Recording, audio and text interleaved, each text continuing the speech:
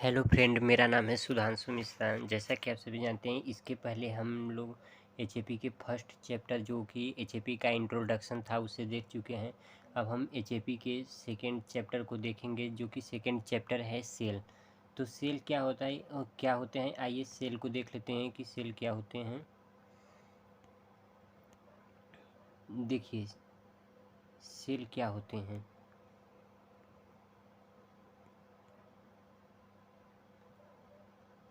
Cell is the basic structure and functional unit of all living organism. All living organism can be categorized into unicellular. Unicellular कहने का मतलब है protozoa, yeast and bacteria. और यहाँ पे दिया है कि cell is the basic structure and functional unit. जो यूनिट है, जो इकाई है, जो स्ट्रक्चरल और फंक्शनल इकाई है वो क्या है, सेल है।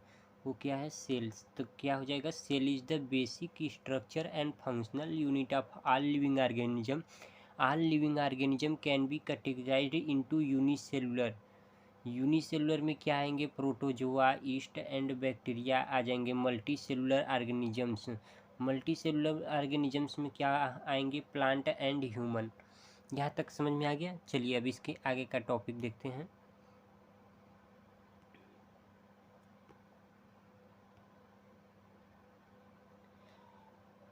इसके बाद है सेल के टू टाइप बताए गए हैं। एक है प्रोकैरियोटिक सेल। तो प्रोकैरियोटिक सेल क्या होते हैं, these cell do not have a well developed nucleus. कहने का मतलब है कि these cell do not have a well developed nucleus. कहने का मतलब है कि जो इसमें जो न्यूक्लियस होते हैं वो वेल डेवलप्ड न्यूक्लियस नहीं होते हैं, और जो अदर ऑर्गेनल्स उसमें प्रेजेंट्स होते हैं वो भी डेवलप्ड नहीं होते हैं। जैसे इन आर्की बैक्टीरिया है, यू बैक्टीरिया यूकैरियोटिक है। उसके बाद हमारा सेकेंड है यूकैरियोटिक। यूकैरियोटिक सेल क्या होते हैं, eukaryotic cell have a well developed nucleus and other organelles, for example plant, animals. कहने का मतलब है these cell have a well developed nucleus. Eukaryotic जो सेल होते हैं उसमें जो न्यूक्लियस होते हैं वो वेल डेवलप्ड पाए जाते हैं। कहने का मतलब है ये जैसे कि आपको हम बता रहे हैं, एक मिनट रुकिए। ये जैसे कि हमारा न्यूक्लियस हो गया। अब इसके आरी आरी वाल डेवलप्ड न्यूक्लियस जो यूकैरियोटिक में होते हैं वो वाल डेवलप्ड न्यूक्लियस हैं। ये क्या है, हमारा न्यूक्लियस है, NUCLEUS, न्यूक्लियस है। इसमें क्या होगा, ये वाल डेवलप्ड, ये जो है वाल डेवलप्ड न्यूक्लियस है। और अगर इसका एग्जाम्पल की बात किया जाए तो एग्जाम्पल है प्लांट है, एनिमल है। उसके बाद सेल कुछ फंक्शन प्रीफार्म करते हैं, जो कि फंक्शन आप लोग देख लीजिए। Cell perform the following function. अब फंक्शन क्या है,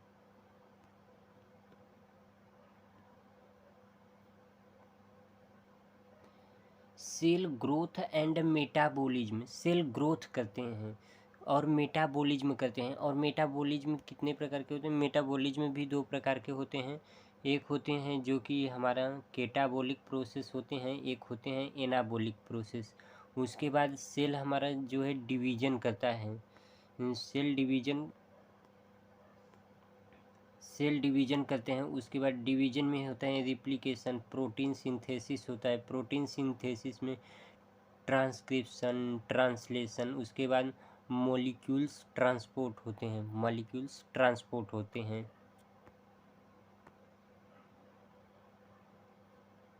अब आइए हम सेल के कुछ कंपोनेंट्स हैं, बेसिक कंपोनेंट्स की बात की जाए तो बेसिक कंपोनेंट्स 3 होते हैं। बेसिक कंपोनेंट जो होते हैं 3 होते हैं, आइए देख लीजिए।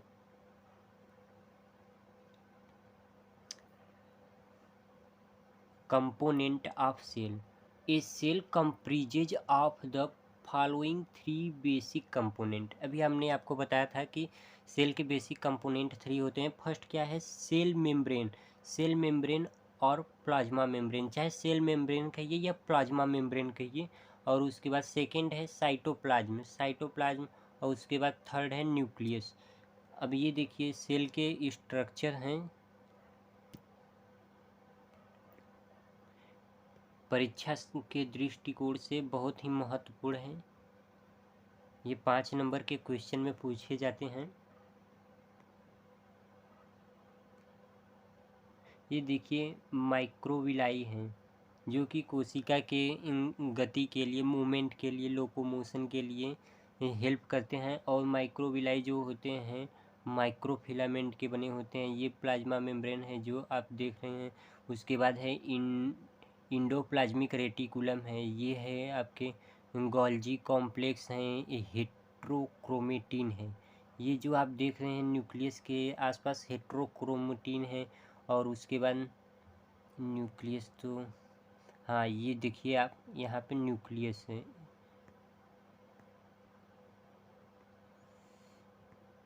ये यहाँ पे देखिए, यहाँ पे न्यूक्लियस है। उसके बाद है न्यूक्लियस मेम्ब्रेन। ये जो आप देख रहे हैं न्यूक्लियस मेम्ब्रेन है, ये माइटोकॉन्ड्रिया है। उसके बाद पेरोक्सिसोम है। ये जो आप रेड रेड बीच बीच में देख रहे हैं बूंदी बूंदी जैसा, ये क्या है? साइटोसोल है, साइटोसोल।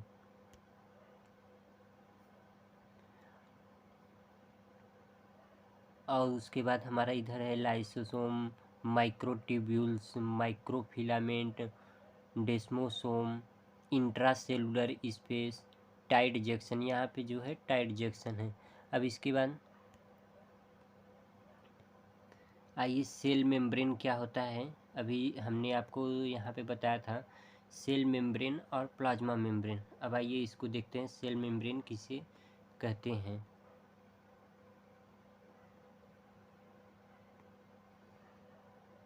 तो सेल मेम्ब्रेन क्या होते हैं? सेल मेम्ब्रेन या plasma membrane. Cell membrane is a selective permeable biological membrane allowing only certain substance pass out through it. कहने का मतलब है cell membrane is a selective permeable biological membrane. जो हमारा सेल मेम्ब्रेन होती है ये जैविक और बायोलॉजिकल मेम्ब्रेन होती है जो सेलेक्टिव परमिएबल होती है। यहाँ पे लिखा है allowing only certain substance pass out through it. उसके बाद है act as a barrier between the inner and outer surface. जो सेल हैं, सेल के आउटर कहने का मतलब जैसे सेल हैं इसके आउटर, ये आउटर हो गया। रुकिए 1 मिनट।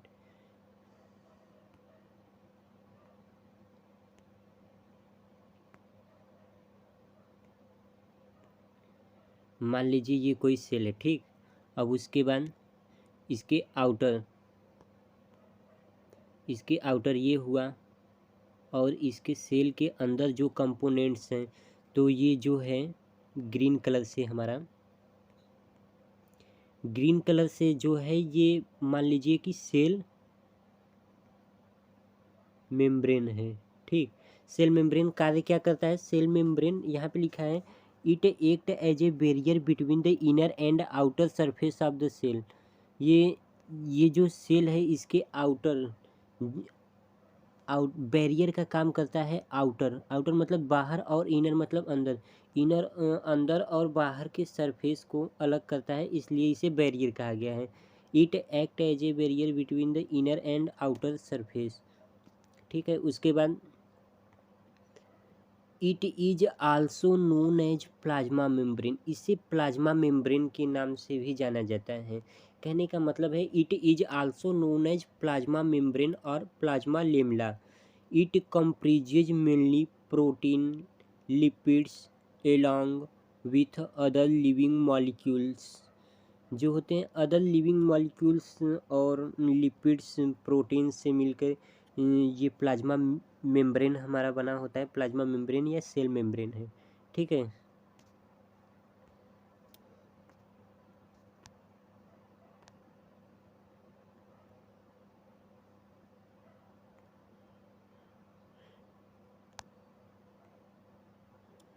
अब इसके बाद हमारे कुछ प्रॉपर्टी हैं, जैसे कि सेल मेम्ब्रेन के कुछ प्रॉपर्टी हैं। आइए इसे भी देख लेते हैं। Property of cell membrane, it guard the cell against external environment. ये गार्ड का काम करता है, ये रक्षक का कार्य करता है। किसके थ्रू, किसके लिए? एक्सटर्नल इन्वायरमेंट के लिए, सेल के जो आउटर सरफेस है उसके एक्सटर्नल इन्वायरमेंट के लिए। It allow cellular transport between cell, ये सेलुलर ट्रांसपोर्टेशन करते हैं, जो सेल मेम्ब्रेन होते हैं ये सेलुलर ट्रांसपोर्टेशन करते हैं, सेल टू सेल के बीच में करते हैं। It help in recognizing a cell, ये सेल को रिकॉग्नाइजिंग में, जैसे कोई हानिकारक फैक्टर्स होते हैं जो कि मतलब सेल को क्षति पहुंचाते हैं, ऐसे जो सेल होते हैं उसको एक बार जब हमारी कोशिका ग्रसित हो जाती है उसके बाद ये पहचानने में उसको मदद करते हैं। अगर बैक्टीरिया ये सब आते हैं दोबारा तो उसे पहचानने में मदद करता है। It help the in recognizing a cell, it offer the stable site for catalysis and binding the enzyme. ये एक साइट यह एक ऑफर का मतलब है यह एक साइट प्रदान करता है फॉर द कैटालाइसिस के लिए और बाइंडिंग ऑफ एंजाइम के जुड़ने के लिए और कैटालाइसिस के लिए ये साइट प्रदान करते हैं। It enable mobility of the cellular organisms. उसके बाद हमारा एक बहुत ही इम्पोर्टेंट टॉपिक है जो कि फ्लूइड मोज़ेक मॉडल है, जो कि दिया गया था S J Singer and Nicolson द्वारा दिया गया था। ये क्या है, वेरी इम्पोर्टेंट है।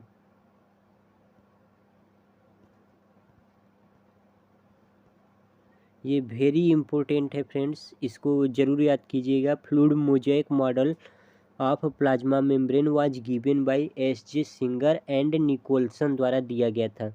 अब उसके बाद इसके फंक्शन को देख लेते हैं, प्लाज्मा मेम्ब्रेन के फंक्शन को देख लेते हैं।